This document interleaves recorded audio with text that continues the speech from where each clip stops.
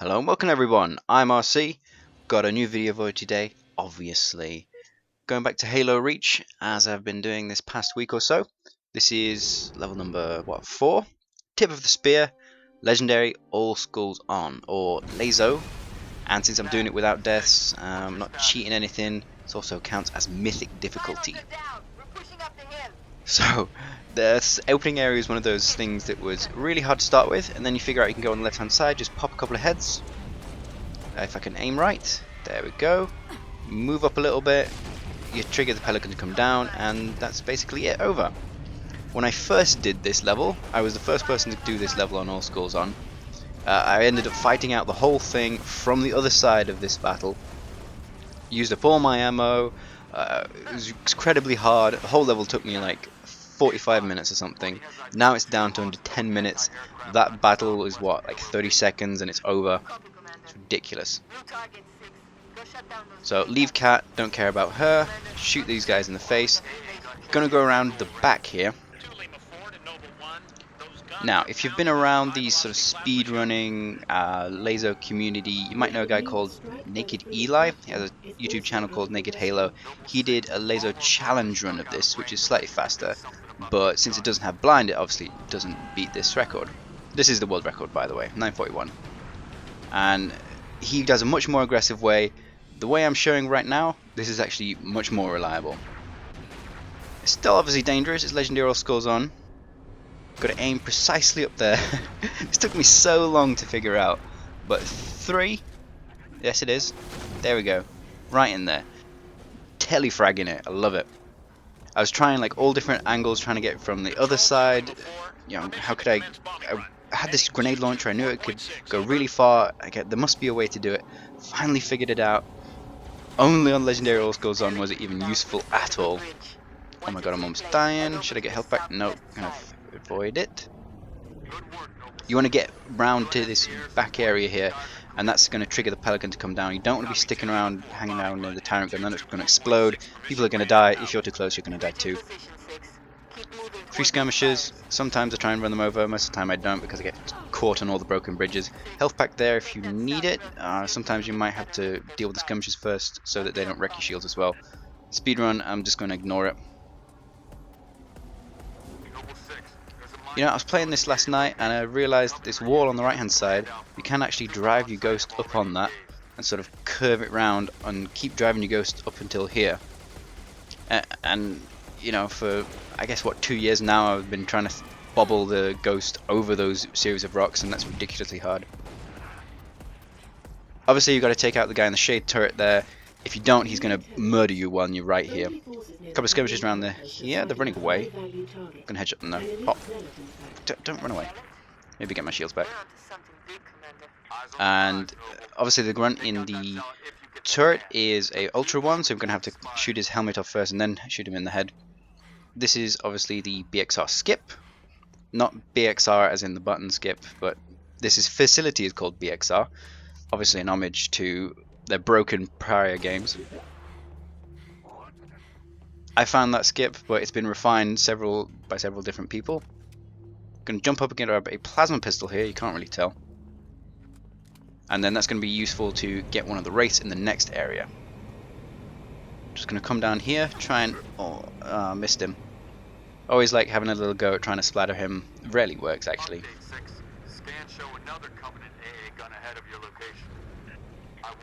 So you have to kill all the enemies in this area, which is kind of tough on Legendary All Skulls On. It can take a really long time if you're not super aggressive.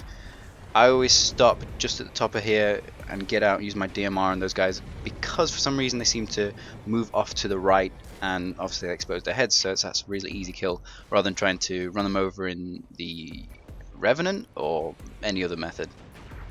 Hop one up here. This is a relatively quick way to destroy it on Legendary All Skulls On.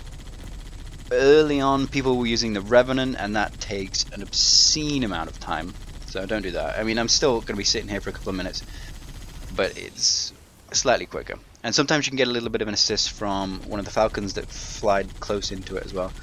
But this time it looks like it got killed by the tyrant gun pretty quickly. Obviously going into the core is quicker, but I didn't want to lose my shields because there was several other things I wanted to do. And basically, I wanted to steal this Wraith, and if you destroy the Tyrant gun, and assuming this Wraith doesn't throw itself off the cliff, which happens a ridiculous amount of time for me, it can actually get stuck in this lobbing animation, and then allows me to get up close, allows me to kill the gunner without it doing me any damage, and then I can jump on top and melee him to death, and then the Wraith is mine, and that allows me to clear the rest of the area much more quickly. Particularly that Wraith, who is a pain in the ass to kill with the Revenant. Very occasionally you can force both Wraiths to throw themselves off the cliff. I haven't really figured out exactly how to do that, and it doesn't really seem very reliable. Doing this way, taking out Tyrant gun with Chain Gun Hog, and then forcing this particular Wraith, which I'm in a minute, into that stunned animation, that was the more reliable way. I mean, some techniques you get in speedruns are absolutely ridiculous, and you would never ever do them if you were just trying to complete it. But a lot of the stuff in this level actually was. It just got better tactics over time. At least up until, you know, this run. If somebody beats this, they're probably going to use something that is stupid. And everything's almost dead.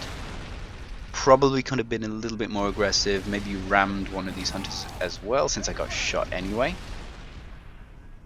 Oh, come on. And then obviously going to be the Falcon section next, and for that I'm going to want full shields, because I'm stuck in the Falcon, and they're not very good drivers, to be honest.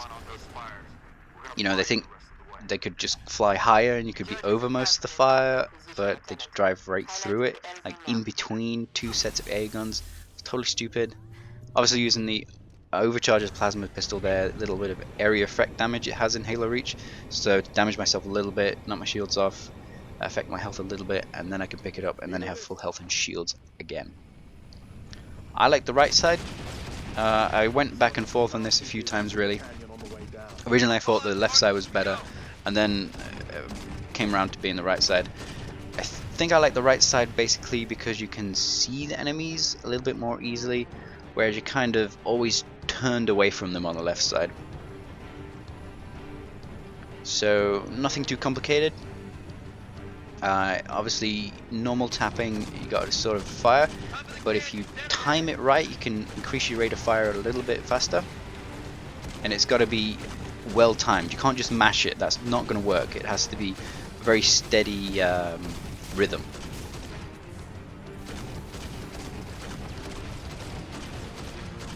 I think I'm doing it there. That's your sort of optimal rate of fire. Want to go for that one in the distance, and then the middle one. Go for the Wraith, and watch out carefully for any elite with a concussion rifle. But he seems to be running away for some reason this time. And then Wraith is mostly pacified. Occasionally I've been killed by that Wraith, and that was incredibly frustrating. Because any decent Falcon driver would see it coming and would dodge, but this one has got his scripted path. He's going to do it no matter what. And these buildings are actually like partially destructible. It's kind of cool.